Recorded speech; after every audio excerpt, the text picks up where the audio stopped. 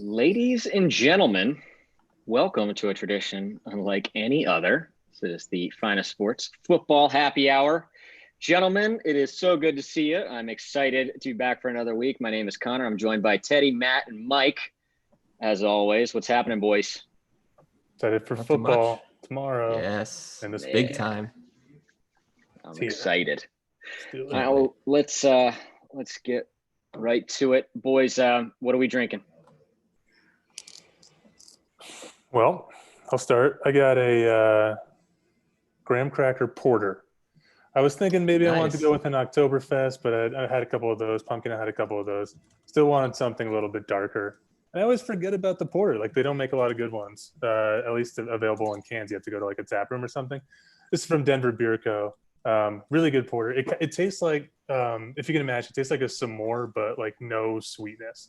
So it's got like the smokiness, got like kind of the dryness of the graham cracker, and like some chocolatey notes. So it's really, really freaking good. Can we talk about that 1 second? You just said some more. Yeah, some more. Well, now it sounds more appropriate. I just some more. Some more of More. what? I haven't had anything yet. Oh, Yes. Sandlot. There's an apostrophe. But so the Respect apostrophe makes the schwa sound, the Some more. more. Some more. Some more. You seem to be like it does. Teddy, just because s'more is in your email address doesn't mean that you're the fucking authority on how to pronounce some more. I'm glad somebody said it. Thanks, Matt. Well, though it may look Jesus. like I'm drinking a Chardonnay, it is in fact the Kona Island seltzer, which might be a reprieve from summer, but I had a fruit punch one earlier and I found a variety pack. So this is actually a strawberry guava and it is quite good. These are the best seltzers, hands down. Nice. Nice. Keeping it summer Mike? over here. Mm-hmm. I am actually really excited about this. I acquired a very highly allocated bourbon. It's called Willet Bourbon. It's a beautiful bottle. Yes, it is awesome. And when you pour it out, it's blah, blah, blah, blah, blah, blah, blah, which is really cool. It's kind of more of a rye to me. It has that kind of flavor, a little more harshness and that wryness to it.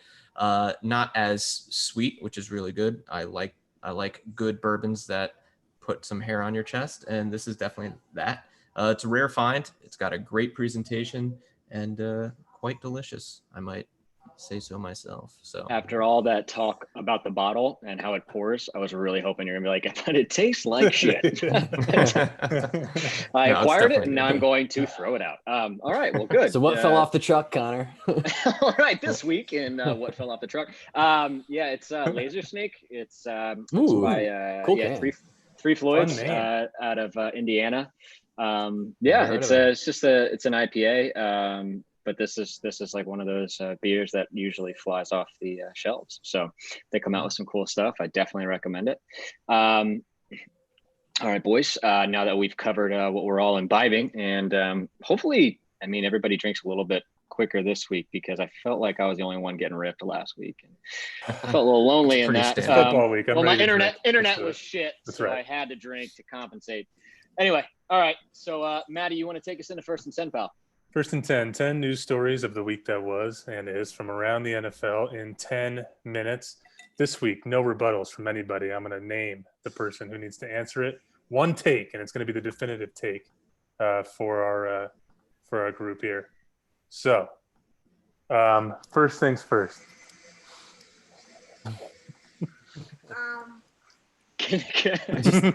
Sidebar quick with the judge.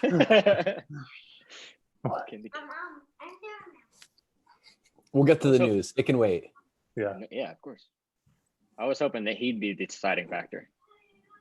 Or the decider, the judge. Restart the timer. Start the timer right now. Right now. That was my kids for anybody who doesn't know that I have kids. And I was just looking off screen. Yeah, That's some in things audio that were form. coming in. Okay, so first, Jalen Ramsey becomes the highest paid cornerback of all time, signing a 5-year, $105 million extension. Ramsey is actually the fourth player on the Rams in the last 3 years to have signed record-breaking extensions or contracts for their position. Jared Goff, Aaron Donald, Todd Gurley, who's now gone, and Jalen Ramsey. So those three that are left on that team, they eat up 40% of the team's salary cap. My question to you, Mike, is what are the Rams doing? Was it worth it to sign Ramsey for that much? For Ramsey right now, yes, and I think a lot of his money is going to be pushed towards later years. But I mean, the great thing is that they have the best defensive tackle who creates a lot of pass rush from the inside, and you have the best corner in the NFL, arguably. You lock him up for many years to come. But the Rams, it just doesn't make sense. Like you said, they paid the highest contracts over the last 4 years, and guess what? Les Snead said next. Yeah, we're working on Cooper Kupp. So if Cooper Kupp is the next guy to get paid, how are the Rams going to do this? They're just going to find themselves in the same hole. No idea. Number 2, Joe Burrow was named captain. We've been pretty high on Joe Burrow, all of us. Joe Mixon said, I think what popped off the most about Joe Burrow is his leadership and how he takes command of the huddle. Teddy, the Burrow hype train is at maximum speed now. Is there any chance that we're setting this kid up to fail in year 1 or beyond? Yes and no.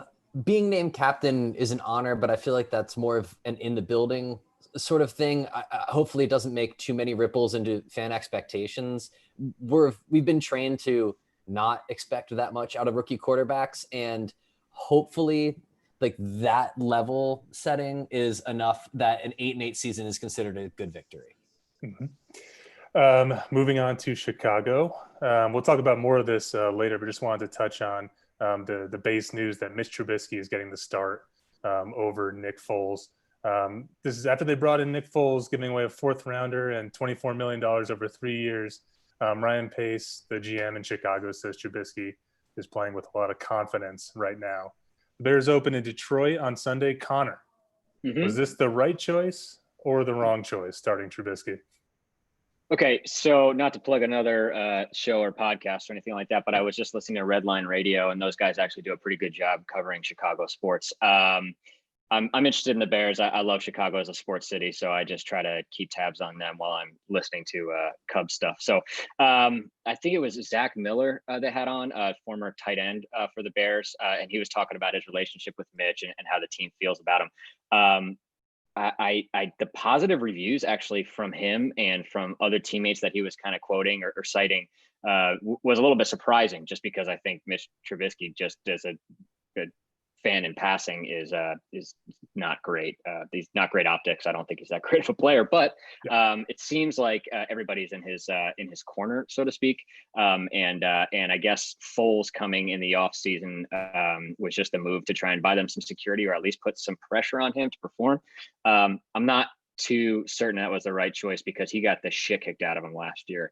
Right. So I feel like if this is going to be the year, the deciding year, if he's going to be your guy, you make a statement to him saying we're all in with Mitch, and we're all behind him. However they want to try and convey that to the team.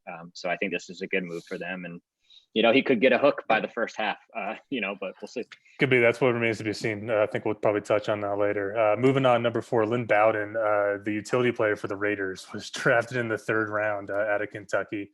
And this week he was traded to the Dolphins for a 4th round pick. So, Bowden hasn't played a game yet in the NFL. You don't really know what he's going to do. But despite that, Mayock says, Mike Mayock, the GM for the Raiders, says he was not able to play today at the level that we expected in practice against players that he's been playing for weeks.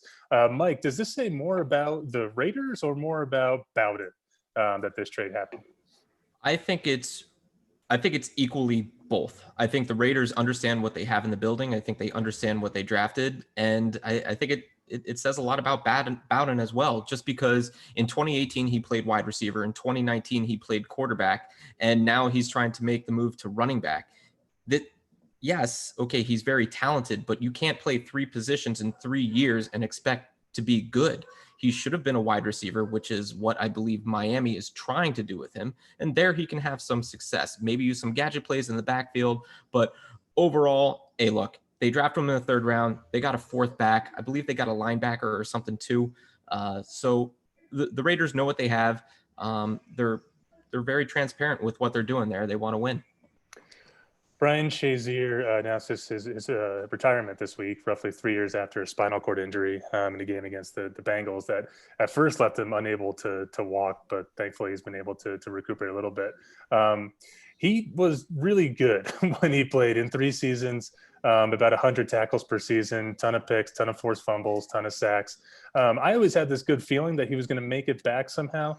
Teddy, our resident Steelers fan, did you share that feeling? And what are your quick thoughts on Shazier saying goodbye to the team? Yeah, initially I was like, if anyone can do it, it would be Shazier. He was always a joy to watch. He created plays for us when we needed them the most. He was an incredible athlete and incredible asset to the defense, and they weren't the same without him. I guess 2 years ago, and that's exactly why they moved up to get Devin Bush to play middle linebackers. They needed someone who could just come close to his skill set. It's crushing to see Shazier step away from the Steelers organization. I've always thought that maybe there could be a path for him in the head office or something like that. But if that's not his passion, then it's not his passion. And I want him to go do whatever makes him happy. But I wish him all the best. And it's tough to see someone like that go. What a great player and an even better guy. Yeah, well said. Penei Sewell, one of this year's top prospects out of Oregon, has opted out of this college season. So has Jamar Chase, the wide receiver out of LSU. So that's 2 out of the top 3 prospects that are out. Trevor Lawrence still very much playing. Connor, is this going to hurt their chances at all where these guys are drafted? Are you surprised that you haven't seen more players opt out by now? I don't think it hurts their chances of getting drafted and obviously making the league, especially if they've had a decent body of work beforehand, and they also have, the combine and I'm sure they're going to find ways to get kids workouts, specifically, probably even team specific workouts. But I do think it can hurt draft stock. I think having, especially if you're somebody that doesn't have 3 years on tape, or just an abundance of great film that guys can go at, like just going against top talent.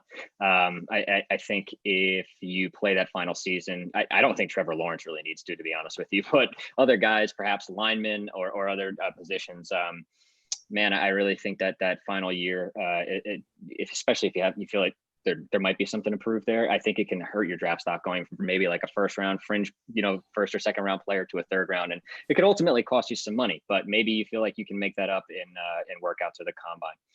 Sure. Mike Evans is dealing with the soft tissue injury, the wide receiver for the Buccaneers, obviously. It's caused him to miss several practices. He's likely going to be a game time decision. I got to tell you, with Evans out, the Bucs weapons suddenly just seem a little bit less potent. Seems like kind of like a ragtag bunch. Teddy, how important is it to you, to the Bucs' chances of winning in New Orleans this week if Mike Evans can't play?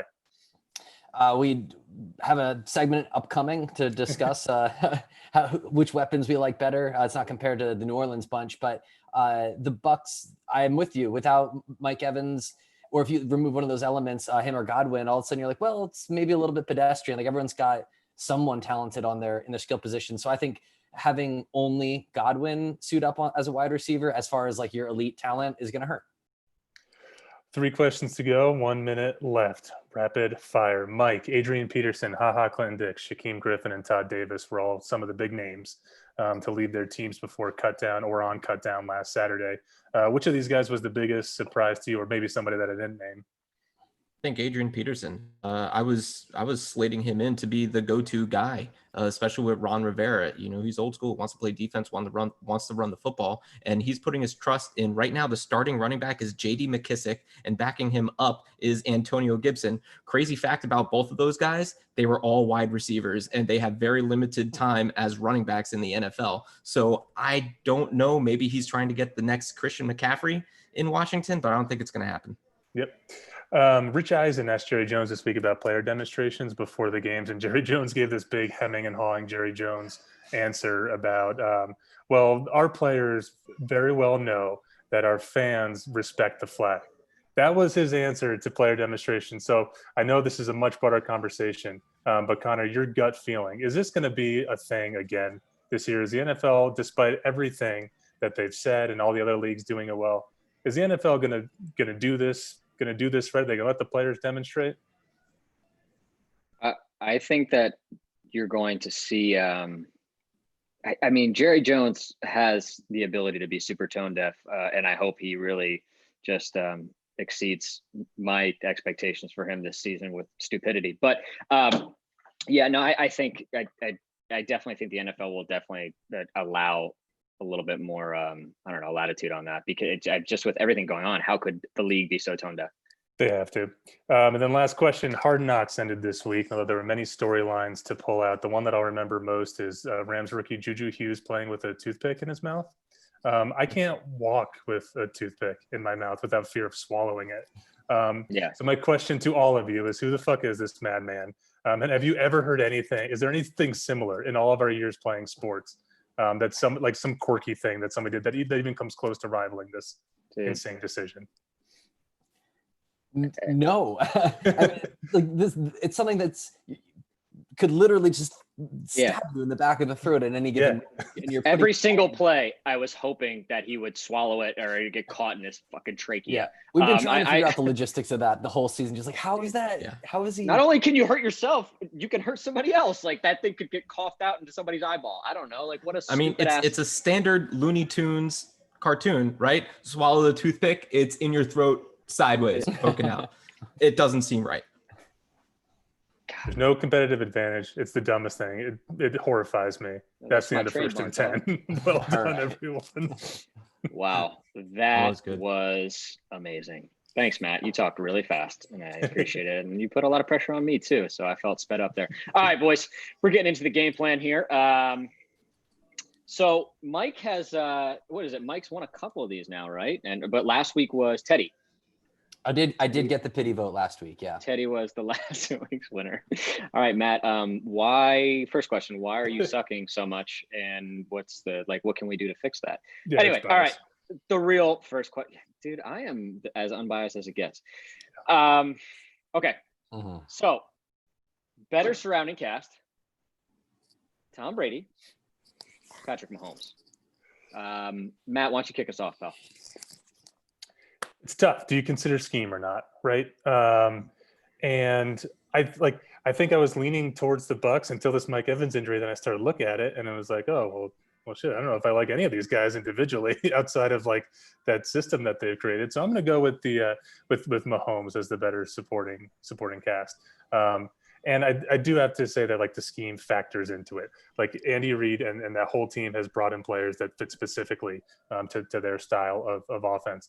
Travis Kelce is the best tight end in the league. Tyreek Hill is one of the fastest, if not the fastest wide receiver in the league. Mecole Hardman is going to have a breakout year this year. Sammy Watkins was a former first-round pick who can do everything. And Clyde Edwards-Helaire also seems like the perfect fit for that offense. So I mean, that offense they haven't set records, but they've been going gangbusters for 2 years now with Mahomes at the helm. And they haven't really lost anybody except for a running back, which they replaced with Clyde Edwards-Helaire. So it's working. And I'm going to go, and it obviously didn't work that well for Jameis Winston in Tampa last year. So I'm going to go with the Chiefs. Diaz, go ahead. I am going to agree with Matt. At first I was leaning towards the Bucks, but it really is, it's about depth. And with Mike Evans potentially missing times, if one of those guys, especially at the wide receiver position, which is so prevalent in Bruce Arians' offense, if one of those guys goes down, there's not a whole lot behind the top two being Godwin and Evans.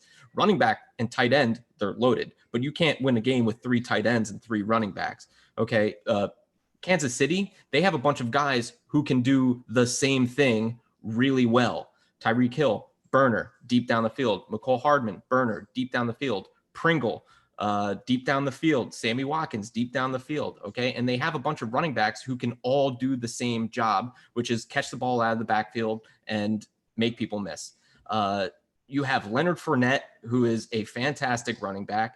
And then Ronald Jones, who really knows what he is. Chris Godwin and Mike Evans, we know what they can do. But if they're off the field, then it's not. Kansas City is set up for success no matter who is on the field, and Andy Reid gets the ball out no matter what. Teddy?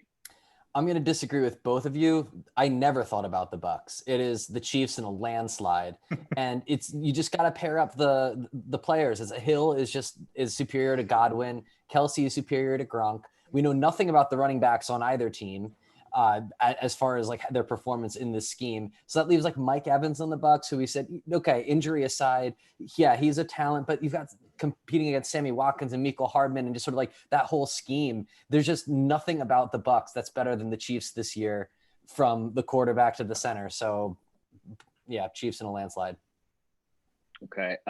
Matt was a little bit, partial. Well, he tried to play both sides of the fence there and gave us a little bit of context with Mike Evans and what his former thought was about the Bucks. I'm going to give Matt that point there. Wow. I throw you a bone every once in a while, pal. Feels All right. really good. Okay. So Cowboys dealing with a little bit of injuries here.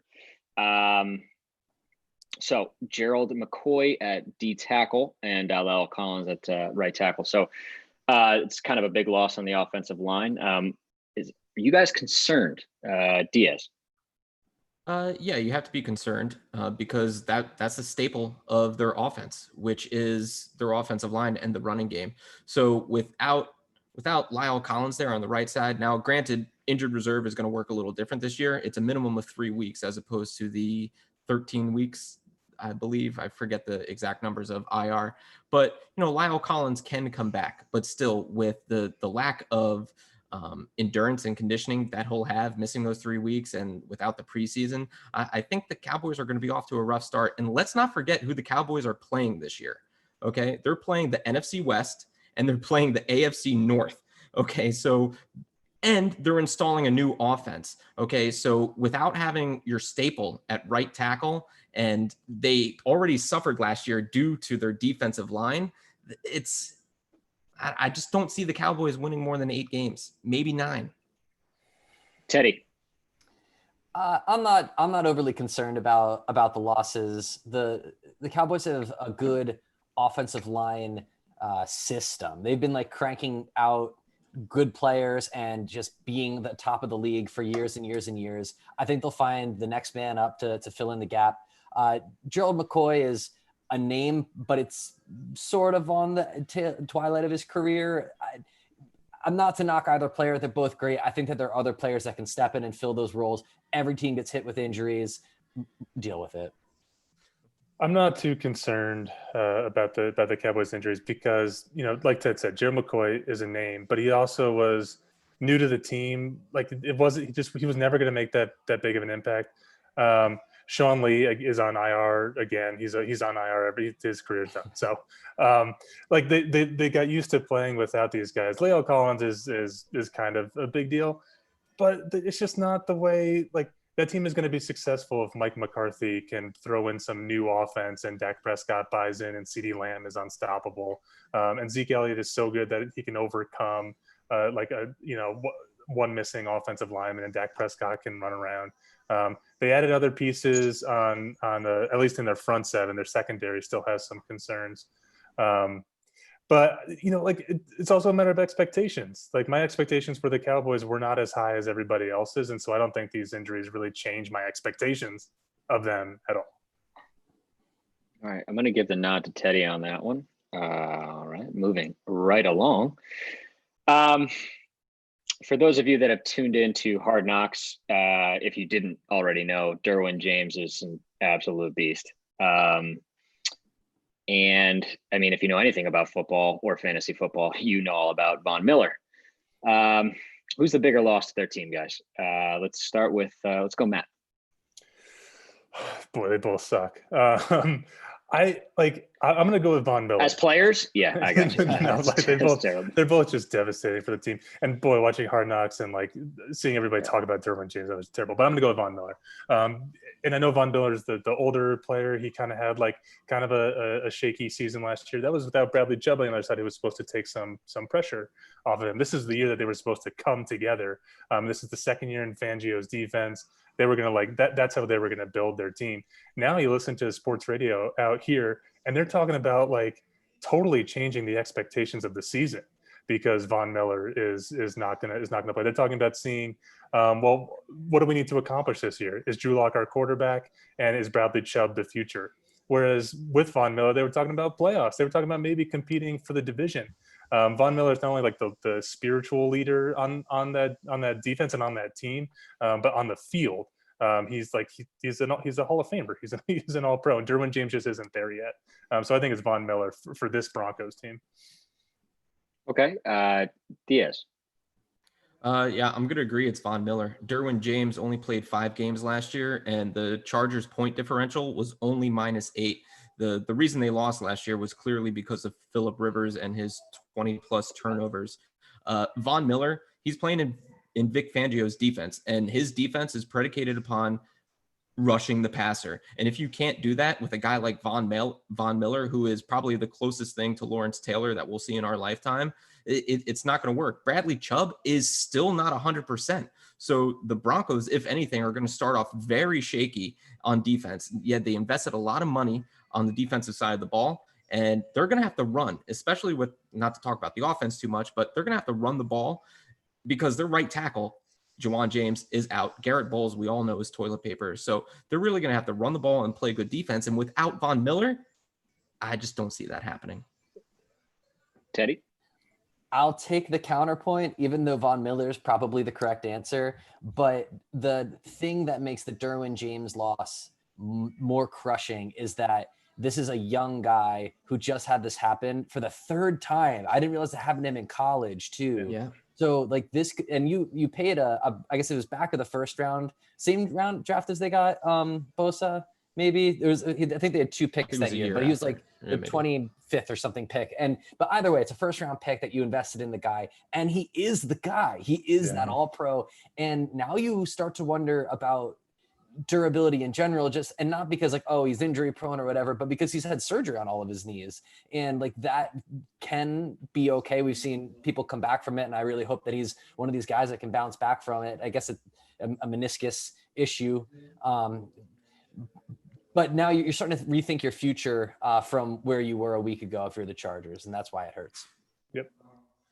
Okay, I'm gonna actually give Diaz the nod on that, just talking about Fangio and his defense. But I will say I do like Teddy's points, and frankly, to touch on something Matt said, this kid Derwin James actually is an All-Pro. He was his rookie season, which is something you don't ever fucking hear. Yeah, which is insane, and kind of really changes the forecast of what the future may bring for that team. But also a point that we didn't consider is their depth at that safety position. They're looking at possibly bringing in a 1st-year guy in Alohi Gilman, who out of Notre Dame, who is I loved him, but as far as speed and ability, doesn't really come close to Derwin James. So I mean, it could be a little bit problematic for them on the back end, but I think Von Miller is truly somebody that's the cog, or actually probably the leader on that whole team. So yeah, just one point real quick on the radio. They're talking about, to give you a sense of Von Miller's impact, they're talking about switching 4 days before the season starts, switching from a 3-4 defense to a 4-3 defense, because losing Von Miller is such a huge impact, which is not going to happen, obviously. But that's just the despair that people are feeling. It just seems like there's a slow day in Denver, sports media. Anyway, no snowstorms. Oh man, I wish I was there. Psych. Anyway, all right. Let's move on to this was kind of a big move, especially for this weekend. Jadeveon Clowney, with his addition, do the Titans now have one of the best defenses in the NFL? Diaz, take it away. I think yes. It's all predicated on if Clowney can stay healthy. If Clowney can play 10+ games, which he has a hard time doing, then yes. Clowney had his best season in Houston under Mike Vrabel when he was his position coach. He reunites with him. The Titans, already had a very good defense to begin with. They have a young, fast secondary. They have very good talent at the linebacker position, and their defensive line is pretty good. So they added Vic Beasley in the offseason, which screw him because he hasn't done anything over the last 3 years. But you saw his potential in 2016 when he had over 15 sacks.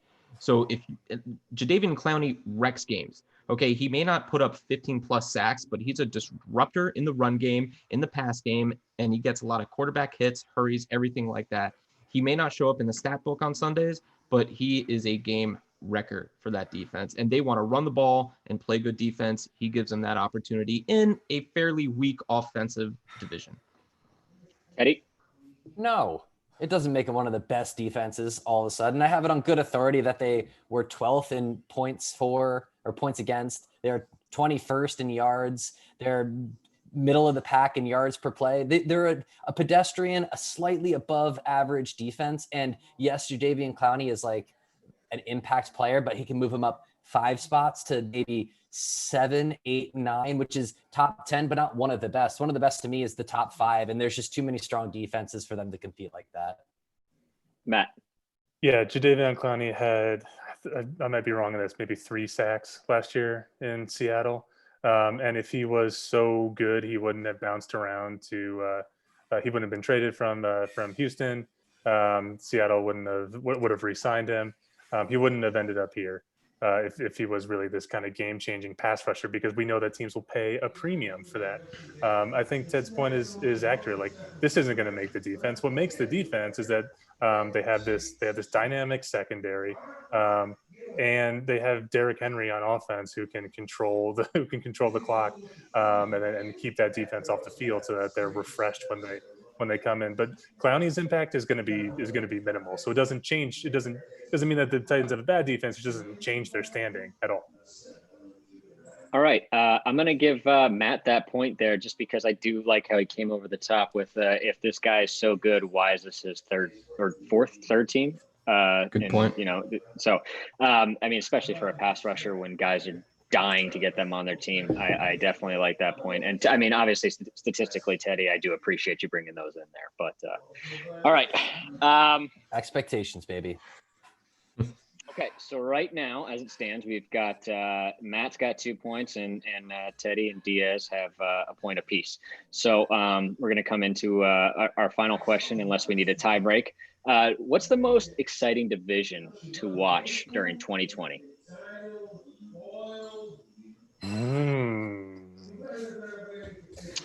Teddy, start us off. All right. I'm taking the homer pick. It's the AFC North, and again, by a landslide. The games are always competitive in the North. Every quarterback in the division has something interesting going on this year. Lamar Jackson is an MVP. Ben Roethlisberger is coming off an injury. Joe Burrow is a rookie. There's someone in Cleveland. He matters. The Browns and the Bengals have interesting skill position players where they might not have the same strength of team as the Steelers and Ravens. But at the end of the day, there's a good argument that every one of those teams could sneak into the playoffs somehow, and they just generally bring good football. AFC North. Okay. Diaz. You know, I wanted to go with the AFC North, but just as a counterpoint here, I'm going to go with the NFC South. I just think that you have 2 definite Hall of Fame quarterbacks, and Matt Ryan is definitely a potential Hall of Fame quarterback. So you have 3 Hall of Fame quarterbacks going against each other for 6 games a year, and Teddy Bridgewater. So I just think that the competition at the top of that division is going to be absolutely insane, and it's much watched football whenever any of those teams are playing, because it's going to mean so much. You got Tom Brady seeing if he can still do it in a new offensive system over 20 years. You're trying to see if Drew Brees can throw a pass more than 40 yards down the field because he's 75 years old. And Matt Ryan, like, this is kind of a make or break year for the Falcons, and especially Dan Quinn. And Teddy Bridgewater, can he be the guy? Can he return to form like he was in Minnesota, which, you know, he was an MVP candidate before the injury happened. So I like the NFC South. Very exciting stuff down there. 2 shocking selections. Matt, why don't you go ahead and finish us off here? Ridiculous. NFC North. I couldn't be more bored by the AFC North. We know the AFC North. It's the same superpowers, whatever. NFC South, we've seen Drew Brees and Tom Brady and Matt Ryan play for a collective 60 years. Give me a division that's exciting, that has some fresh blood, that's gonna have some interesting storylines. I'm gonna go with the NFC East, which nobody is thinking about. Everybody said it's gonna be the worst division, but you have 4 quarterbacks in there that have started for 4 years or less: Dak Prescott, Daniel Jones, Dwayne Haskins, and Carson Wentz. So we don't. These are quarterbacks just entering the prime of their career. You have playmakers, Saquon Barkley and Zeke Elliott. You have interesting storylines. You have Mike McCarthy. coming to the Cowboys and instituting his offense. Can Dak Prescott learn it? You have Jason Garrett going to the Giants, and they're going to play each other twice a year. You have Daniel Snyder harassing his cheerleaders and the offensive name on his team. There's so many interesting stories. And then you probably have the Eagles winning that division because Doug Peterson is the best coach and they have the best talent. So all these other stories are going to go on, and the Eagles are going to rise to the cream of the crop. But it's going to be competitive. You know that. Like, every team is going to compete in that division. So that's going to be the most exciting one to me. And whether you like it or not, you're going to be watching it on Fox every fucking week. So corporate NFL thanks you, Matt, for making the case for the NFC Yeah. East. Matt, while I do appreciate you going out there and really taking a swing for that, those storylines are super stale. I'm tired of watching the Giants try and either put out a fossil at quarterback or develop a new one.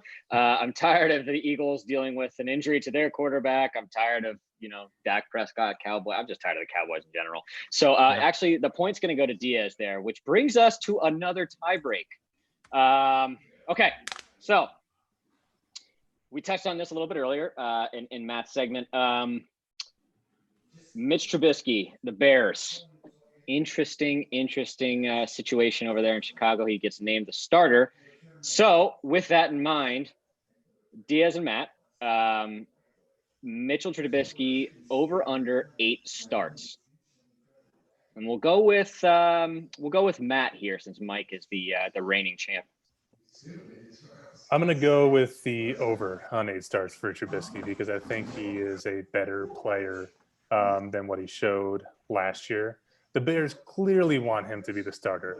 They clearly recognize that they gave up so much to move up 1 pick in the draft to get him, that they fucked up and didn't get Mahomes or Watson. They need him to be good. Matt Nagy needs him to be good because I think they saw what Nick Foles offered in training camp.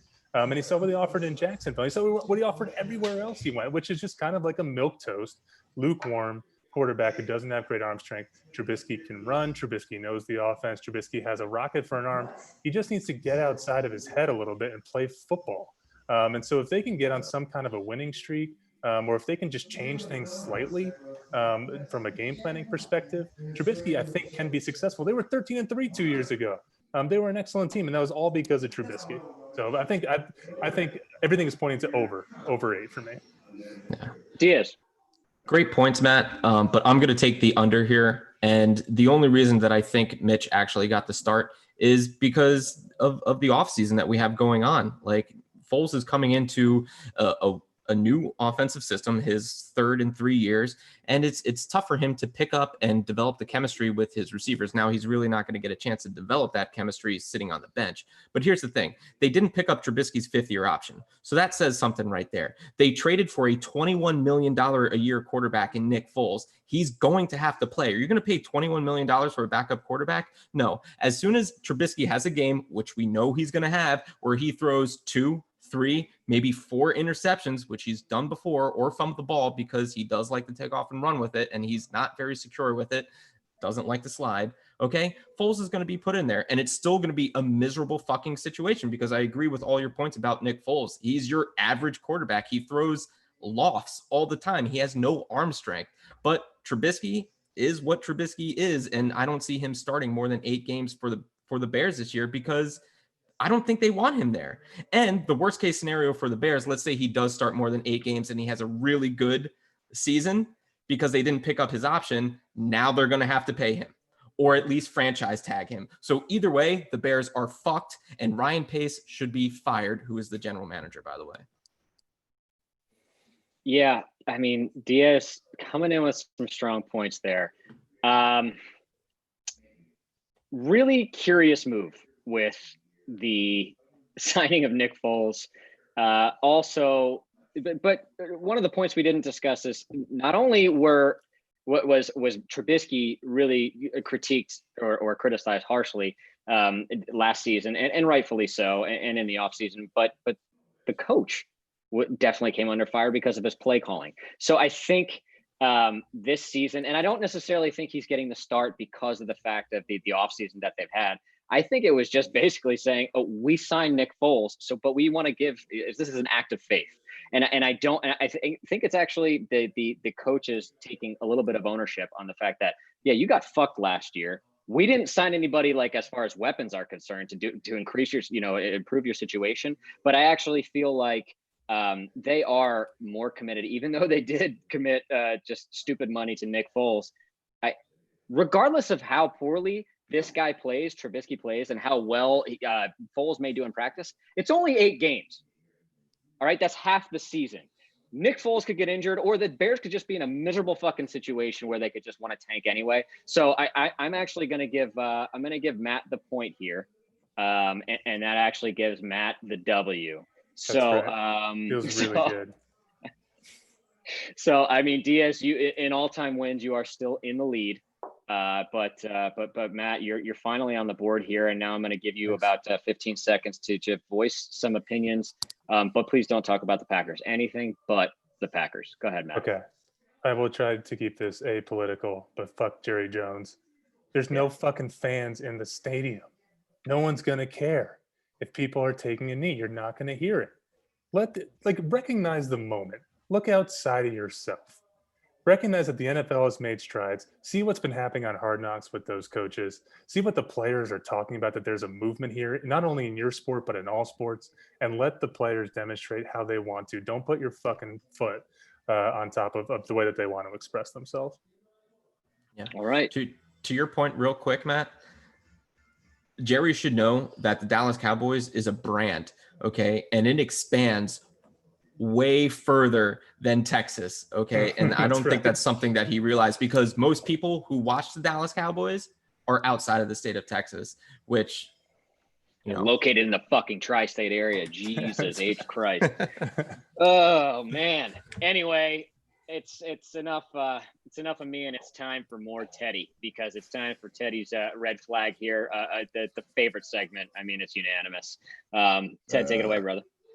Oh, good. I'm allowed to talk again after I got totally kicked out of the roundtable discussion and supplanted by Connor for his opinions. Good. No. It was between Ted and Matt. I thought you were going to give yourself the point there at the end, Connor. Don't worry, I found the mute button, and I can just go to sleep if you want. Describe why I thought Matt would be the winner. That was the only reasoning behind that. But yeah, Teddy, I'm sorry that you didn't do enough in the questions to earn yourself a spot at the tiebreak. I feel like I should have gotten the point before the penultimate point, as you say. Anyway, let's move on. So this might be red flags, might be pep talks, might be huddle breaking, but something. We're gonna spin the wheel, give some people some random teams and the same prompt. I think that it's gonna be better if I spin the wheel first. I'm gonna give you your teams and then read the prompt, because this one's a little bit more convoluted, so at least you'll have the team in your head beforehand. So live and in the flesh, Connor, you're gonna get team number 16, which is the Kansas City Chiefs. Ooh, okay, fun. Mike, we're gonna spin the wheel, and you're gonna get number 8, which is the Cleveland Browns. Yay! And then Matt, we're gonna spin the wheel, and you get number 4, who's the Buffalo Bills. Okay, so this should be an interesting exercise. Okay, so here's your prompt. You are going to transport yourself to a simpler time. Maybe the early 60s, where you and your brothers and sisters just sit on the ground in the living room and listen to the Lone Ranger on the radio. Hi-ho Silver. And you will be putting yourself behind the radio and writing the follow-up to this. We interrupt your regularly scheduled programming for this important announcement. The local American football team has just been defeated in a historically lopsided game. I repeat, in week 1, the local American football team has been completely embarrassed and Armageddon is coming. Stay tuned for more details about this transpiring tragedy. Oh, fuck, the Bills play the Jets. Jesus Christ. Okay. Oh, man. Okay. So you guys will get your obligatory 75 seconds. And I'll do that word association game again, because that was fun. So I had a bad time. I'm going to restart it. And okay. Pencils, school, magnolia bushes, farm, tree, peach, sweet, cherries, Lancaster, sour, bicycles, years, 4, 11, streets, house numbers, 14, more numbers, sand, outer space, the galaxy, invisible, superheroes, superpowers, timer, never started, start again. We'll need to improv. Whose line is it anywhere? Drew Carey, NBC, New York City, Fifth Avenue, trees, flowers, bees, pain, snakes, spiders, frogs, the lake, swimming, 14 again. We're going to go time. I'm just spitballing here, but I didn't start it. I started it and then I didn't start it. And then the camera was running when I thought it was stopped and then stopped when I thought it was running. So I hope you guys had time to collect your thoughts. Yeah. I didn't do any research, collect any thoughts. I just kept laughing at what Ted was doing. I have to take my headphones out next time, but then I can't. Oh man, that was great. Well, perfect, Connor, because you're going to go first. That's, you know what, Ted, You seem fuck adequately you, because prepared for this spot. This is retaliation for the last segment, you son of a bitch. All right, here we go. Did the clock start? Okay, go ahead. Okay, so the home team, which would be the Kansas City Chiefs, were defeated in a lopsided fashion by the Houston Texans in week 1. This is highly improbable, but it did happen because of the fact that the Chiefs had a Super Bowl hangover. And in one of the weirdest, ridiculous off seasons ever, a strange camp, and an introduction of a new running back who was not able to pick up blocking schemes with a quarterback that likes to roll out unprotected. Clyde Edwards-Helaire found himself in no man's land more often than not. Patrick Mahomes left early with a bit of a hip issue. And then a team who is actually not so bad against the spread, even on the road, the Texans, came in and just put the actual wood to the Chiefs. So, I mean, and you know, it was a pretty unpredictable game plan considering the fact that DeAndre Hopkins has left the Texans, but Will Fuller actually didn't get injured, and the Texans won. And wow, that was horrendous because I do not believe a word I just said. Go ahead, Teddy. Well, maybe they won't lose. Yeah. At the time of this airs, you'll all know the answer anyway. So. Yeah. All right, Mike, you want to take it next? Sure. So the Cleveland Browns just lost to the Baltimore Ravens. And I am not surprised. Okay, let's be honest, folks, here. The Browns have a new offensive system, a new head coach. The same people are on offense. That means they got the same problems. They got shit on by the Ravens, just like Odell Beckham Jr. likes to get his chest shit on, apparently. Okay, so let's be real here. The Baltimore Ravens were 14-2 last year. They're going up against the Cleveland Browns, who had a terrible offseason. Not terrible, but no offseason to really install or to test out anything that they have going on. The Ravens are the Ravens. They're a premier team, okay? And the Browns, it's in the name. They're brown, they're poop. They're just garbage. So it's no surprise here on AM Radio 660. Not surprised.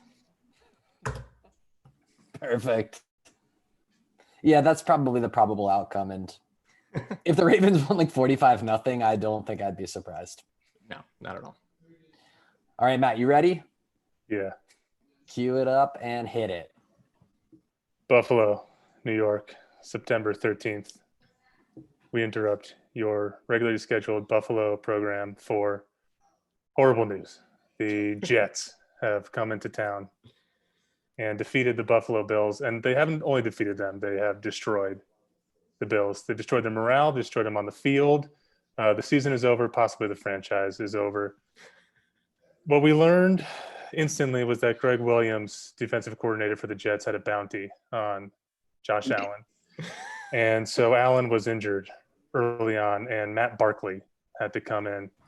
And even though the Jets scored 0 points on offense, Barkley was so terrible and he threw so many interceptions that the Jets won, let's say 35-0. We don't know if this is, this is not going to happen. So this has all been like the War of the World situation. Don't like throw out your TV. Great. Oh. Just great. So we all agree that the Texans beating the Chiefs was the most believable after my argument, right? Yeah. Thanks, Ted. I appreciate that. Okay, cool.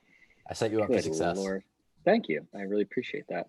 I'm the kind of player that makes the players around me stronger, despite my obvious weaknesses. That was a good one. I like the little role playing too. That was fun. All right. Now that the War of the Worlds radio broadcast is over, Mike, you want to take us into third and short, pal? Boom. Third and short tomorrow. I'm so excited, guys. For everything that we've been working for, and we've been doing this really since March. It's all leading up to tomorrow, and I'm really excited because Thursday Night Football, boom, it's the kickoff. Okay. Third and short is a segment dedicated completely to Thursday night football, as you know, we're here on Wednesday nights. So we're going to talk a little bit about that. All right. And we're going to start off with a little bit of the tail of the tape, but we're going to keep it kind of as a fantasy aspect, not do a complete position by position breakdown, but just pretty much a head to head kind of matchup. So Connor, we'll start with you. Mahomes or Watson? What do you like? Mahomes. Yeah, Mahomes. For sure. Simple. All right. Ted, Clyde Edwards-Helaire, or David Johnson? Ooh, I think that I'm going to go with David Johnson. He's just got a few more years under his belt. Coming in as a rookie running back isn't the easiest thing. There's pass protections you got to worry about. Mahomes will be yelling at him all game, would be my guess. And Johnson will probably be a little more seasoned and just run with it, literally. I agree 100%. Matt, Tyreek Hill, or I'm going to give you two here, Brandon Cooks or Will Fuller, or even Randall Cobb? Tyreek Hill. That's a pretty easy one. Better player, better chemistry with the quarterback. Brandon Cooks might not play. I think he's a game time decision, or he's got a hamstring thing. At least that might hamper him. Randall Cobb is 10 years into his career, and Will Fuller has never played a full season, so we don't know if he's going to make it through this game. I'm going to go with Tyreek Hill on this one. Yeah, very good. Surprise to no one, Brandon Cooks is actually listed as questionable for the game. So, pretty much every game of his entire NFL career has either been listed as questionable or out. So he's off to a good start. At least he's consistent, if anything. Connor, Travis Kelce or Darren Fells? Not so fast, my friend. We're going to go with Travis Kelce. Very good. It's not even a question. I mean, Darren Fells is probably older than Drew Brees. I'll take these layups. Thank you, Mike. I appreciate it. All right. Teddy, you like Kansas City defense or the Texans defense? I'll be Team Houston again. The Texans defense is just a solid scheme. And the Chiefs have made, I guess, some acquisitions over the offseason, but I have to see it to believe it. And I don't think that's Andy Reid's focus, and that's just not how his teams operate in general. Yeah, I agree as well. I think the Texans have a more complete and defense. And Matt, we saved the best for last since you're our regional kicker. And this is actually kind of a good one. Yeah. Harrison Butker or Kyle Fairbairn?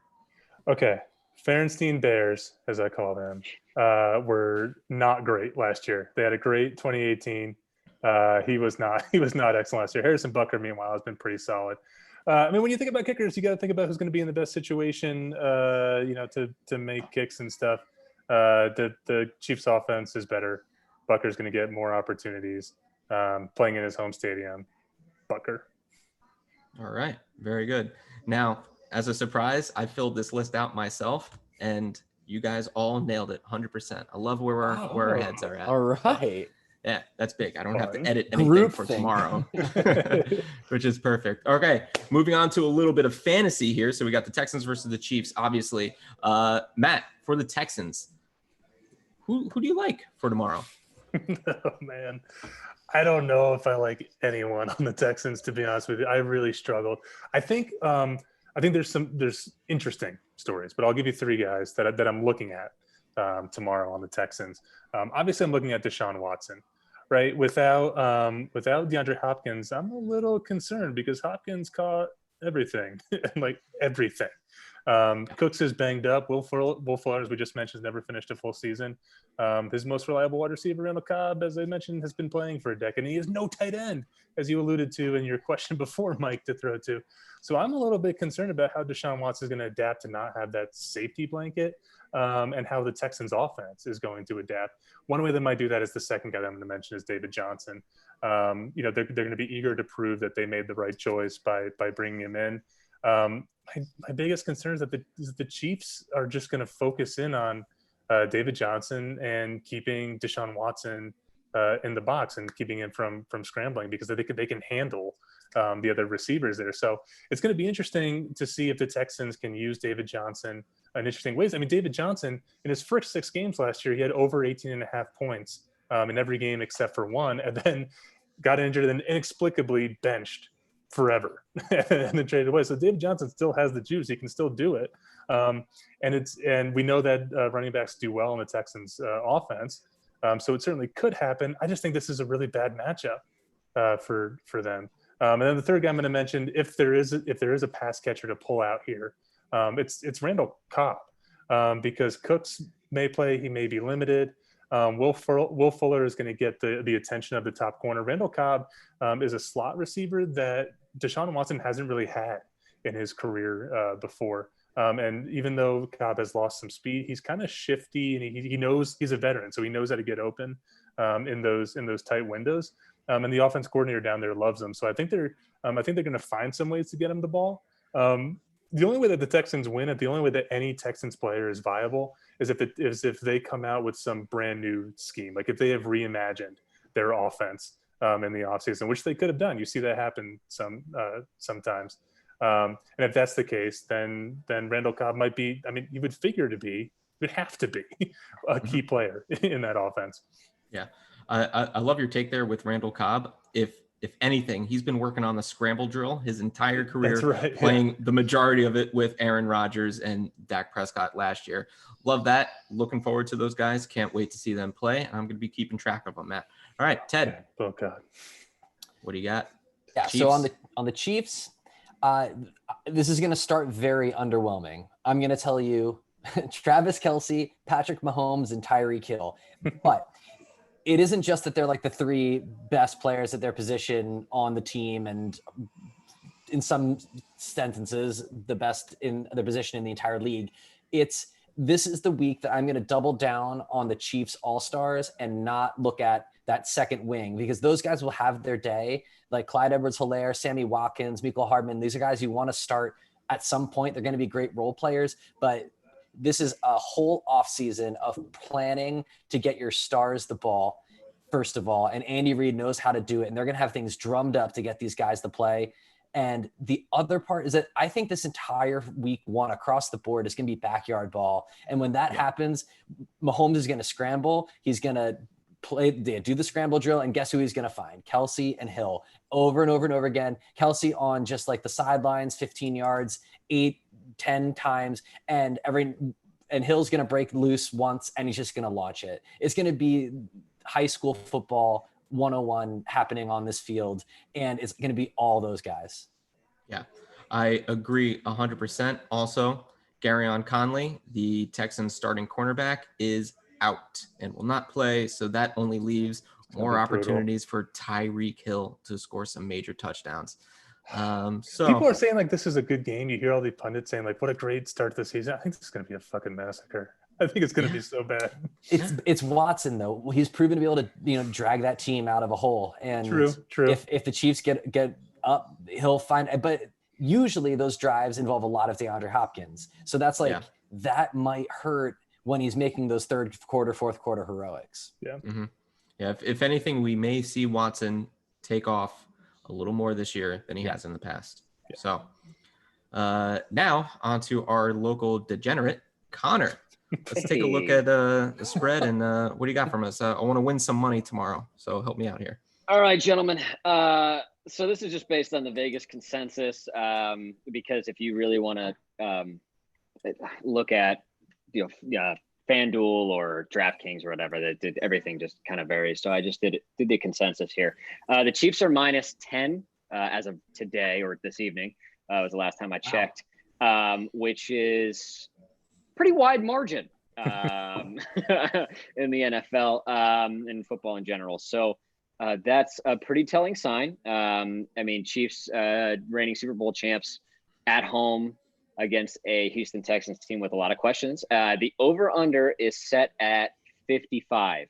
Now, fans of the NFL that have watched the Chiefs and also Deshaun Watson and the Texans play, they might think, oh, well, I'm definitely going to hammer the over. Particularly when, I mean, in a recent playoff game, I think their most recent head-to-head matchup, I think the Chiefs hung 51 on the Texans. Anyway, so the over-under set at 55, and the money line is Houston's at +350 and Kansas City's at -450. Now, those of you not familiar with money line, so since Houston is the underdog, if you bet $100, you'd win $350 in return. And to win $100, you'd have to bet at least $450 on Kansas City if you were to bet on the Chiefs. So what that line is telling me, and some of what the sharp money, I'm gonna go, and just because I actually think this might be more of a slog. So what usually plays in the Chiefs' favor so much at Arrowhead is the fact that the fans pack that place out, and is one of the loudest environments in football, and it is one of the biggest, home field advantages. They're only gonna have 16,000 people there, and I'm assuming that you're going to have some type of hangover from the Super Bowl. So I'm going to take the under, not only because of the things I just mentioned. I just think week one, after the weirdest offseason ever and not having any preseason games, I think it's going to be kind of a slog, and we don't know what to expect from the Houston's offense, so to speak. So while we could see amazing performances from quarterbacks, I don't necessarily think that the points are going to be there. The Chiefs could win handily, but I'm gonna take the under, which is probably like a dangerous bet, but that's where I'm gonna go. Fair enough. All right, so Connor, I'll stick with you. Who do you like? Give me a score. Ooh, I'm gonna say the Chiefs, and but I don't think the Chiefs cover. I won't say a score, but I'll say the Chiefs, but I don't think they cover. I think the Texans will actually beat the spread, because they're not a terrible team. They're about 500 against the spread. Okay, Matt. Chiefs, and I agree. It's kind of tough to just pick an arbitrary score out of the air, but I'm going to do it. 34-13, Chiefs. Wow, very good. Ted, what do you got? I'll take a little bit from everyone so far. I think that the Chiefs will win, but I don't think it'll be that much. However, I do think that it will be a high-scoring affair. I think we're going to see a lot of offense in a weird week of football. I'm taking Casey in a barn burner, 41-38. 41-38. Interesting. That'd be fun. Yeah. That would be really great to watch. I hope Teddy's right. I mean, not for my bet, yeah, right. just because what for a Thursday night game.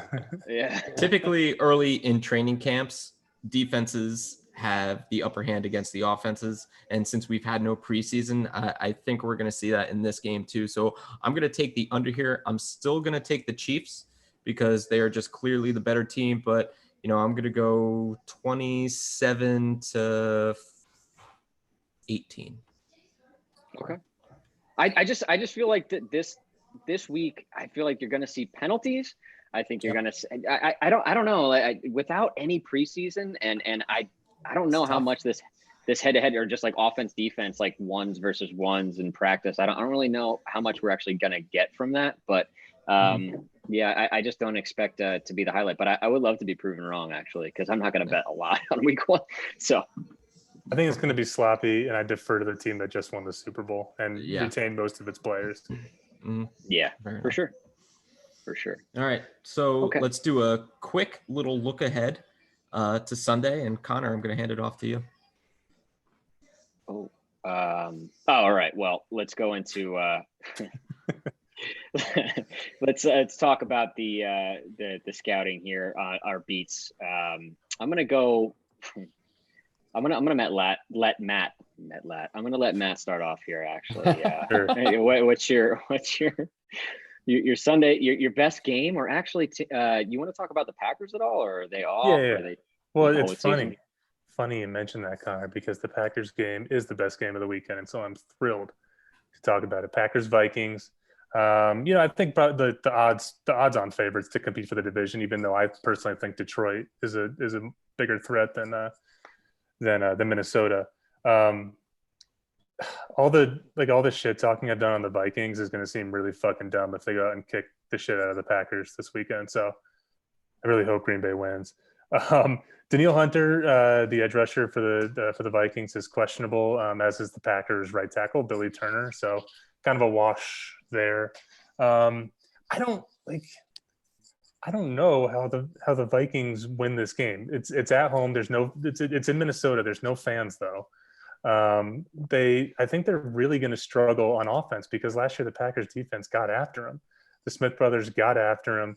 And the Packers secondary is really good, and all the Vikings did was lose Stephon Diggs. So the way that I'll frame it is this: if the Vikings will win this game, if they can pound Dalvin Cook, they can control the time of possession, and Dalvin Cook really. He had some great moments against Green Bay last year. They can take time off the clock, and if they can set up play action on offense, because otherwise the Packers edge rushers are just going to tee off on Kirk Cousins. And then when they're on defense, if they can get after Aaron Rodgers and keep the running game, keep Aaron Jones, keep everything funneled in between the hashes, because that's the strength of the Vikings defense. The Packers win if they can keep Dalvin Cook to like a modest day, like 150 yards and 2 TDs.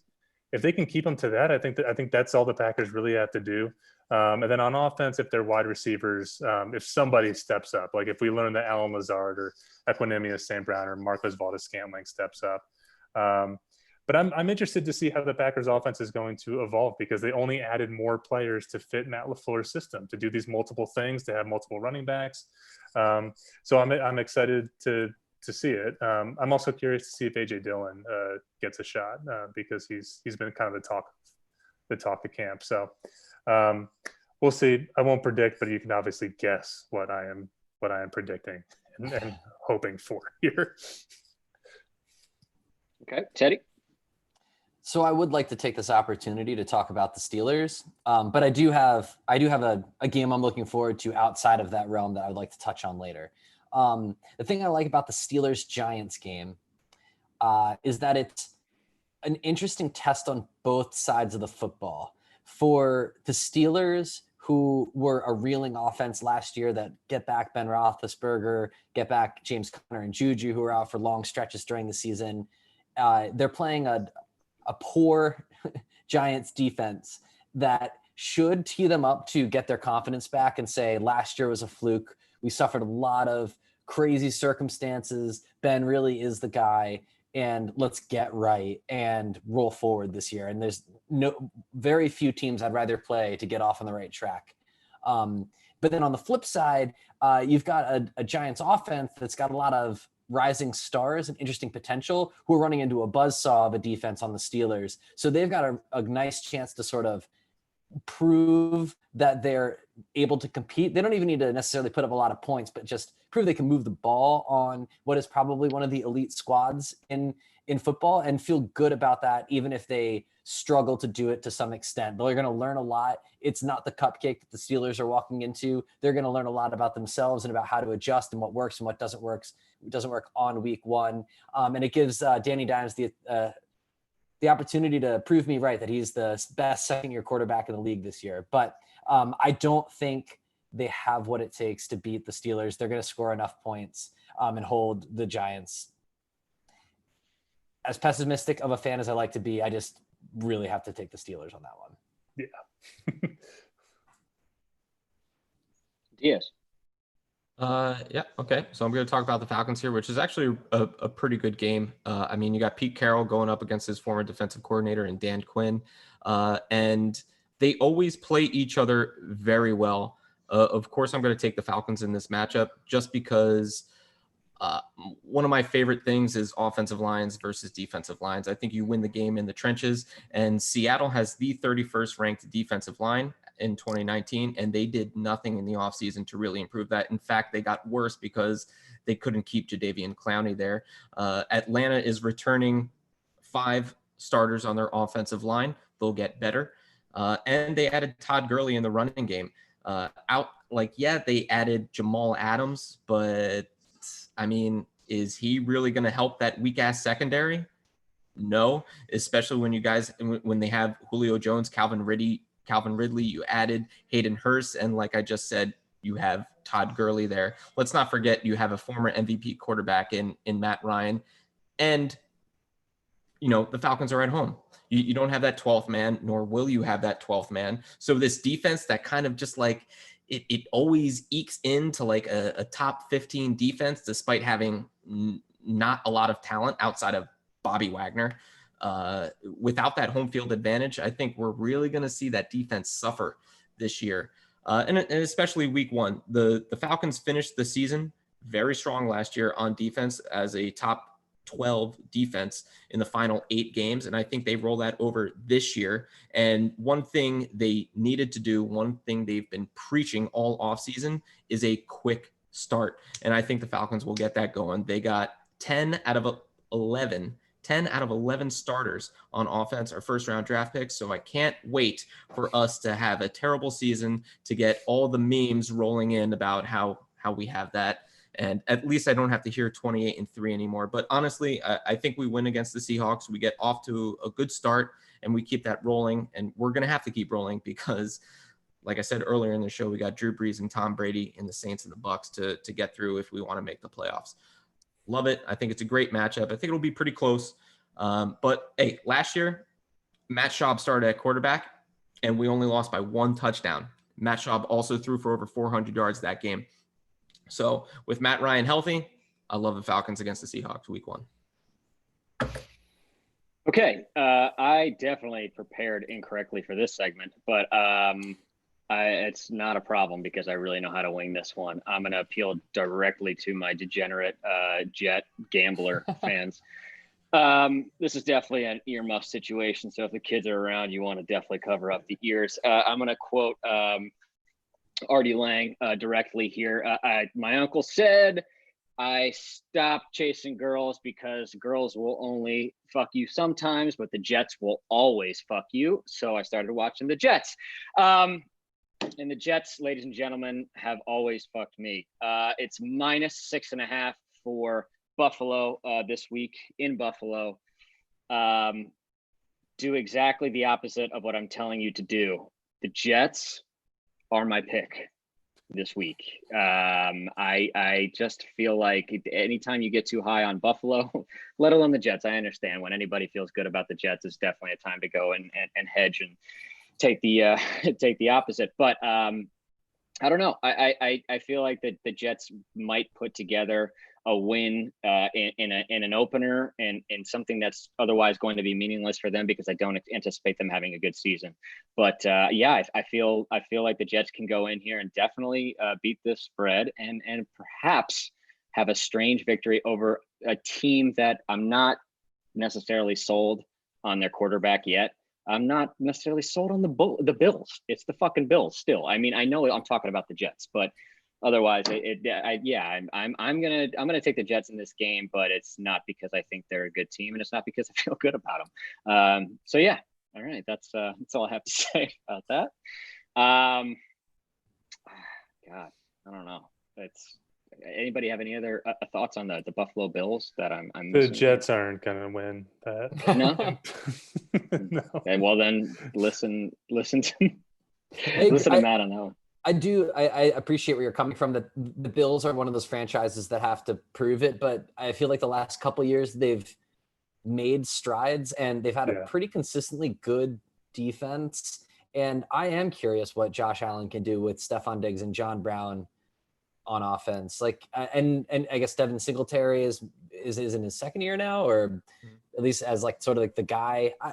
I don't know. I'm following the Bills hype a little hard. I'll probably be let down. They'll definitely beat the Jets. Yeah. Hey, well, Le'Veon Bell said he is in the best shape. Le'Veon Bell. So he's things are looking good in Jets camp. Also, their GM did mention that he was a little upset that people have low expectations for the team. Okay. Jesus Christ, play better. It's hard to hold back the laughter or the tears. All right. So guys, do you have a player on your team or anybody, I guess, within fantasy this week that you're expecting to have a particular, like a boom week? I mean, Diaz, we'll start with you, man. Yeah, I'll give you a boom and bust player that I really like this week. Boom. Okay. We'll start with that. I like Deshaun Jackson. Week 1 against the Washington football team. And like he's always been like last year they opened up against the Washington redacted. And he had multi-touchdown game. We thought he was going to be great. It ended up he got injured, and then he didn't play for the rest of the season. So I like him again. Carson Wentz really loves him. I think they're going to have a fun day passing the ball, because I don't think they're going to be able to run the ball very well against that front seven of Washington, especially with Ron Rivera and Jack Del Rio there. So I love the guy. I think people are going to be focusing on the rookie Jalen Reagor, and they're going to be focusing on Alshon Jeffrey, and especially both the tight ends that they have there in Philadelphia. My bust of the week is it's not a person, it's a group. Okay, and I'm going with the San Francisco 49ers here, which may surprise a lot of people because they're seen as the top 3, if not the top defense. Arizona actually played them very well last year. In 2 games, they scored 51 points against the San Francisco 49ers. By the way, never had a turnover in both of those games. Kyler Murray going into year 2, Cliff Kingsbury going into year 2. It's just that offense is humming, and they played them very well last year. I don't think that the 49ers defense outside of their front 7, but I'm talking in the secondary, has the speed to keep up with the amount of receivers that they have there outside of Larry Fitzgerald.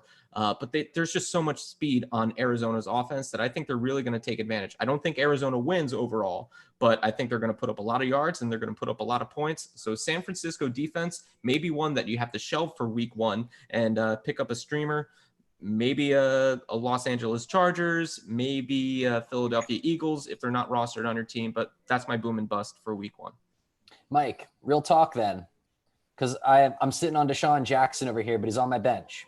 So I want to know if you would you start him over Michael Gallup or John Brown? I would start him over John Brown. You would? Okay.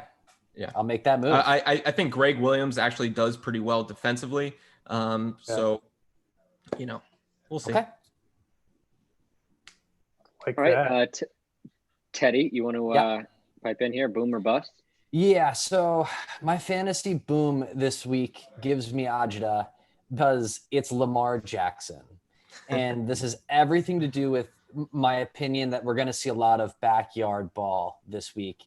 And he's going to have to improvise. There's going to be new looks. There's going to be things that don't work.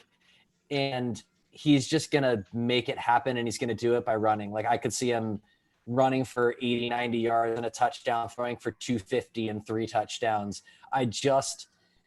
Sure, he was the first quarterback off the board and you have these high expectations, but I wouldn't be surprised if we got like the 50-point week out of him this week. Okay. On the flip side, the bust.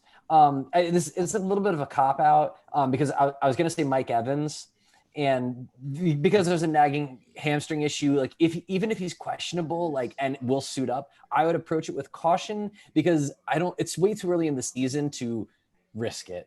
Like if he's feeling hurt, they're just going to sit him. So questionable week 14 is something completely different than questionable week 1. And there's just so many unknowns and everyone's so hyped on the Bucs offense that I'm cautious about the entire group, but especially if there's a chance that he might not play 100% of what his normal snaps would be. Don't do it. I can't say bench him because he's so talented that maybe he's worth a flex, but I would keep my expectations low. Yeah. Matt? My boom for this week is Calvin Ridley.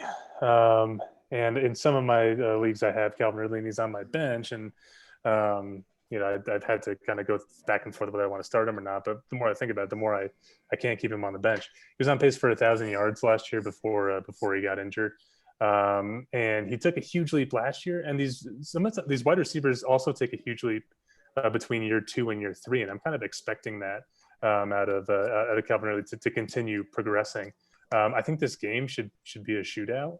I think Seattle's pass rush is nowhere near as ferocious as it has been in years past, so that should give Ryan plenty of time. Jamal Adams, he'll be a factor for Hayden Hurst. He'll be a factor for Todd Gurley, but he's not going to be a factor for Julio or Calvin Ridley. And in fact, Julio only benefits Calvin Ridley. So I think this is kind of like a breakout game. And this might be leading to a breakout season where we see, this is the passing of the torch, or at least now that Julio and Ridley are on even keel. So I really like Calvin Ridley this week. Nice. My bust this week, this is going to bite me in the ass. George Kittle is my bust this week because I think people invested a lot in him, and because the Cardinals have been so atrocious against tight ends in years past. But they drafted Isaiah Simmons, who is like the perfect player to match up against George Kittle, even though he's a rookie.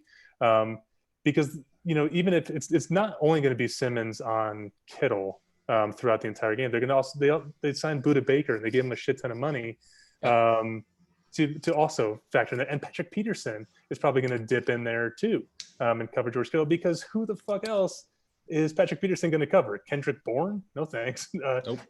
Debo Samuel if he plays, or Brandon Ayuk if he plays, or who the fuck, like Dante Pettis if he plays? No.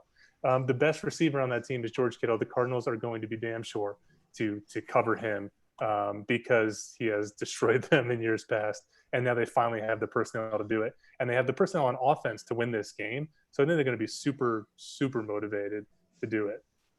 So I don't know, fingers crossed, but I think you can make an argument that George Kittle is not going to have a first tight end overall game. I agree 100%, Matt. Hey, upset alert. Cardinals week 1 victory over the 49ers, who, hey, let's not forget, they lost the Super Bowl. Super Bowl hangover for losing teams is freaking real. Yes. Okay, so sorry to our friend Andrew, but hey, you're on upset alert week 1. Yep, I agree. Well, if I were forced to choose boom or bust, I would say Tom Brady's going to have a boom week, and that Patrick Mahomes, Todd Gurley, Tyreek Hill, Adam Thielen, Jared Cook, Calvin Ridley, so on and so forth are going to have a bust week. That may or may not have anything to do with who I'm playing in fantasy football or one of the panelists on this show.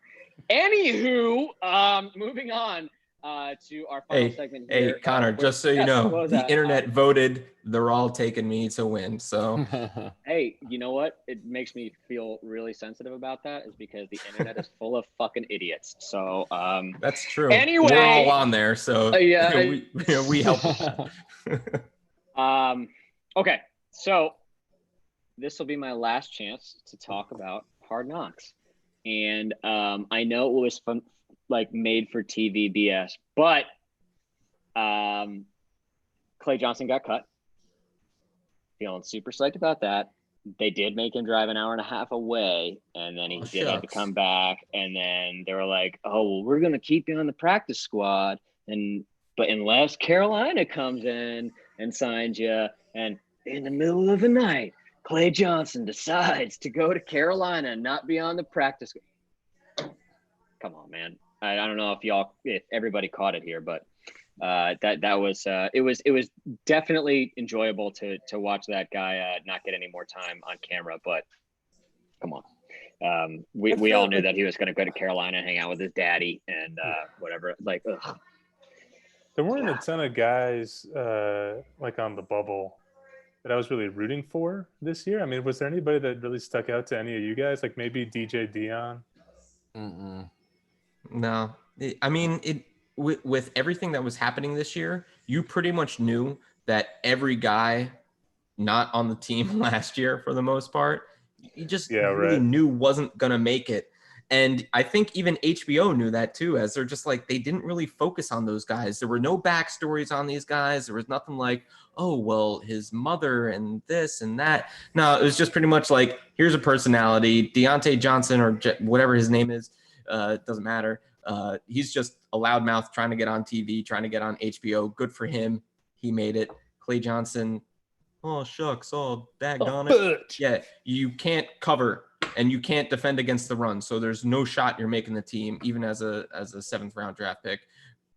Good job, dude. I mean, watching some of the Notre Dame guys on Hard Knocks with like the Chargers was definitely nerve-wracking because they kept showing Isaac Rochelle and Alohi Gilman and Jerry Tillery. And I was like, wow, these guys shouldn't be on the bubble. Like, why is it like, because typically it's like a foreshadowing thing with at least some of them, you know what I mean? The guys that like you keep seeing. And I was like, man, if they cut those guys, then they must have incredible depth on their team, but none of them were even talked about. So I was like, all right, good. No news is good news when it comes to that. Sorry, Teddy, I know I cut you off there. Yeah, I'm moving on from Hard Knocks, but I'm going to take this opportunity to throw out the one thing I did want to talk about.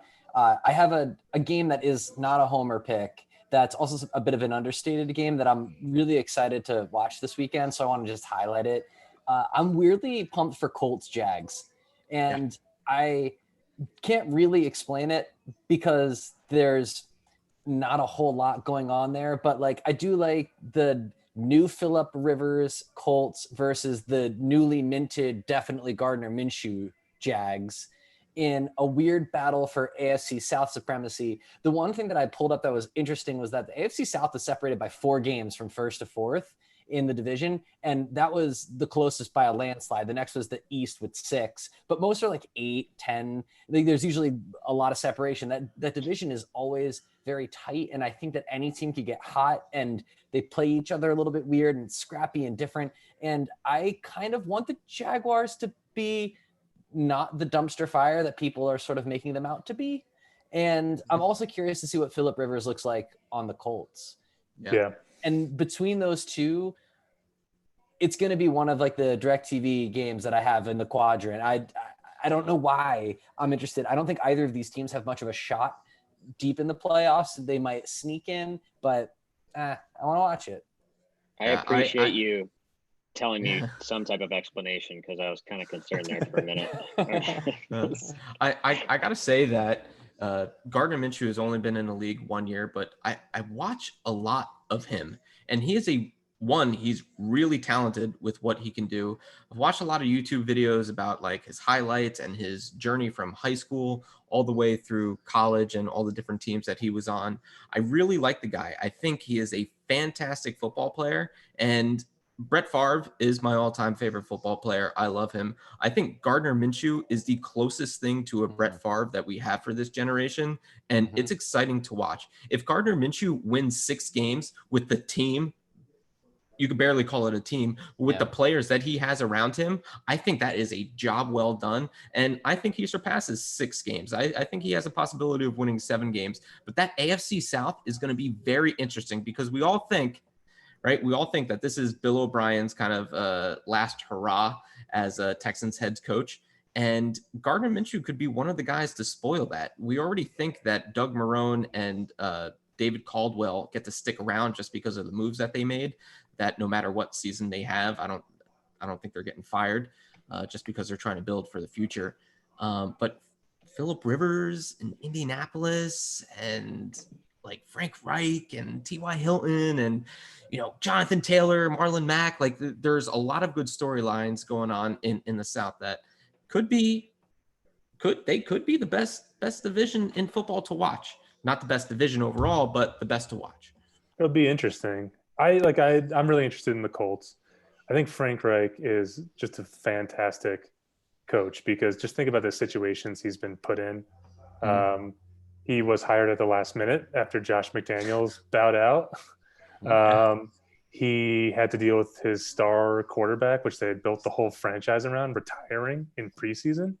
And he had to scramble when that team had like sky high expectations because they were really good the year prior and their defense started to come online. So now that you have like a capable quarterback in Phillip Rivers, and you have 3 running backs, and you have some pretty decent wide receivers, and that defense is still good, the Colts could be a sneaky good team this year. They could be a 11, 12 win team this year, especially in that division. I could see them beating the Texans twice and the Jags twice, and probably splitting with the Titans. For this matchup, this week 1 matchup, I don't think Doug Marrone's a good coach, and I just think they just lost so much. Lost so much. Have you looked at the running back depth chart? It was sad. It's like Raquel Armstead and Chris Thompson. Some Robinson. Dave, yeah. Didn't know any of them. Yeah. It's poor. It's poor. So like we have no idea. Like it would be fun if they just came out and Gardner Minshew was slinging it around and throwing it, and like you could totally see that. But like against a team like the Colts, probably not this week. I'm not ready to write off the Jags season, but just probably not this week. But we'll see. I don't know. Nobody knows anything this year. Yeah, it's going to be a very surprising year because there's. You try to do your homework, and that's usually kind of in the preseason. You kind of get a gist of what's going on, but there hasn't been that. So this is preseason game 1. We're not going to really know what teams are going to stand out until probably the first or second week of October, honestly, which is a little bit different. Usually by the end of September, you're like, okay, these teams are the real deal, but it's going to be a little different this year. So I think everyone should really temper their expectations about the good teams, who's performing well, because that could all get flipped on their head and you never know. I am very excited for the week 1 overreaction. Yeah. Yes. Yeah.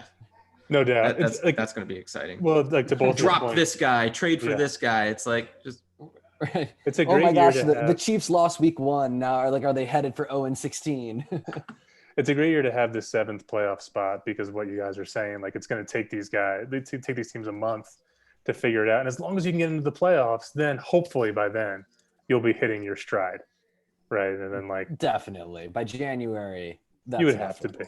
Yeah. Otherwise, question from, the layman to the sports analysts. So which one of you feels most confident about your team, or do you actually believe that this is a year where your team contends to win the Super Bowl? I'll start off. I think every year. Falcons? Yeah, sorry. I think every year, especially at this point, this is our year.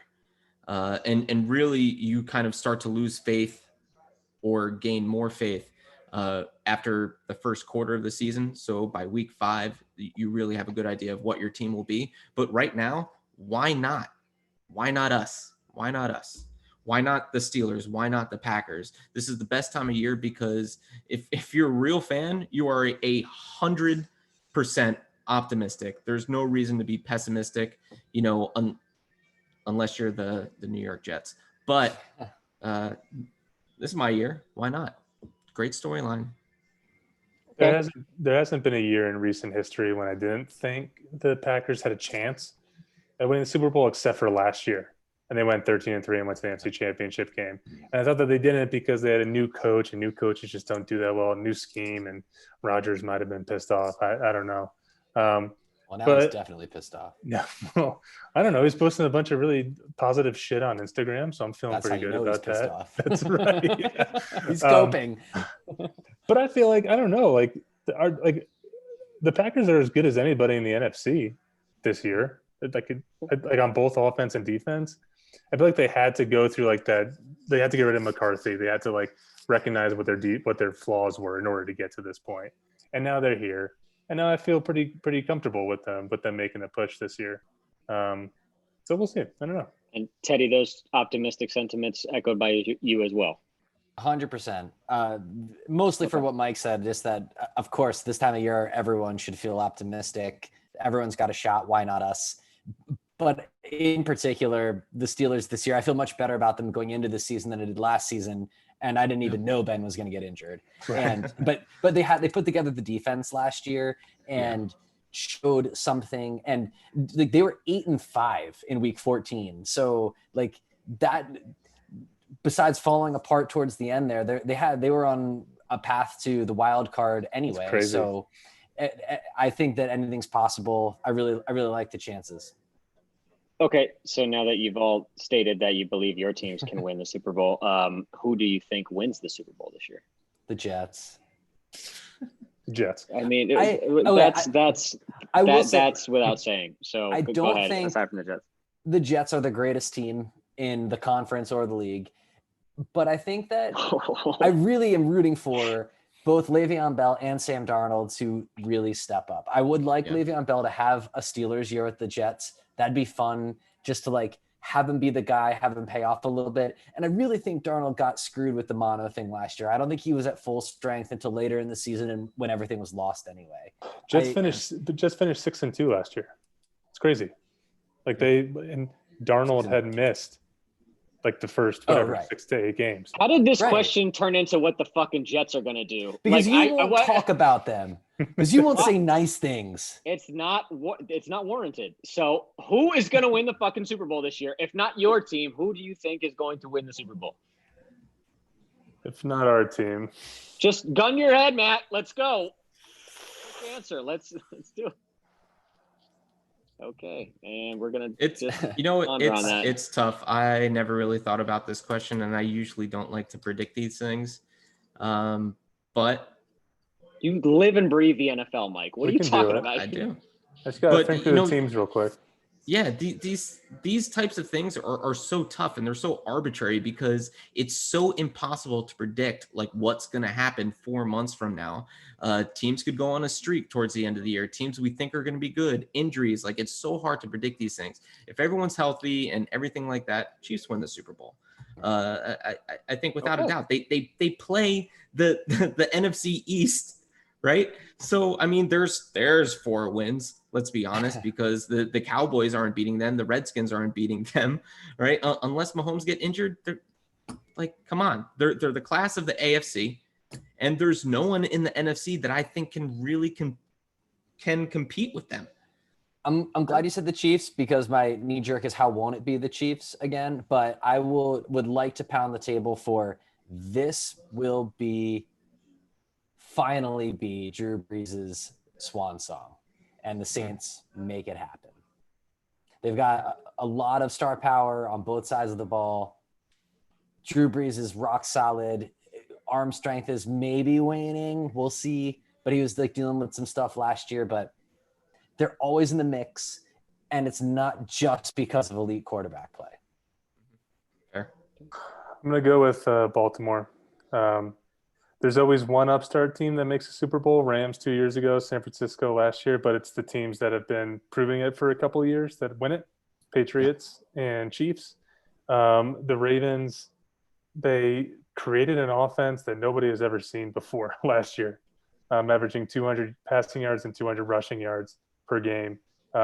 Just because the Titans figured it out in one game because they caught fire on defense and figured it out doesn't mean anybody else has. Lamar Jackson is still dynamic. It's going to be really tough to tackle him early in the season without preseason or anything. The Ravens are going to get off to a hot start. They're going to beat up on the Browns and Bengals. Probably going to split with the Steelers.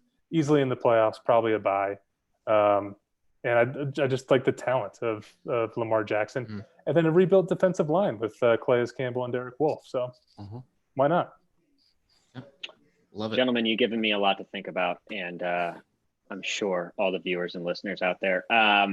Anything else anybody want to throw in here, or are we ready to wrap up another week? The final episode before football really kicks off tomorrow evening. Crazy. All I gotta say, I'm just excited to get the season started tomorrow. Right on. Well, we look forward to seeing everybody next week, and it's been another lovely episode of the Finest Sports Football Happy Hour. See you guys next time.